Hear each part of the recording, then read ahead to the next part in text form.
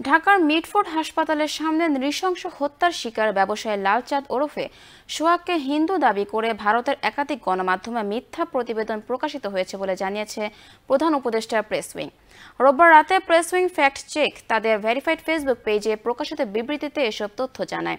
সেখানে বলা হয়, এনটিটিভি, ইন্ডিয়া টুডে এবং WION সহ ভারতের একাধিক গণমাধ্যম নিহত মোহাম্মদ সোহাগ ওরফে লালচাঁদকে হিন্দু হিসেবে উপস্থাপন করেছে, যা সম্পূর্ণ মিথ্যা। বাস্তবে তিনি একজন মুসলিম ব্যবসায়ী। বিবৃতিতে আরও বলা হয়, লালচাঁদের পিতার নাম মোহাম্মদ আয়ুব আলী এবং মায়ের নাম আলিয়া বেগম। তার স্ত্রীর নাম লাকি বেগম। এই দম্পতির 2 সন্তান ফাতেমা ও সোহান। গত 9 July sir Salimullah medical college হাসপাতালের 3 নম্বর গেটের সামনে দুর্বৃত্তরা লালচাঁদকে পিটিয়ে নৃশংসভাবে হত্যা করে। মৃত্যুর পর তার মরদেহে ইট পাটকেল নিক্ষেপ করা হয়।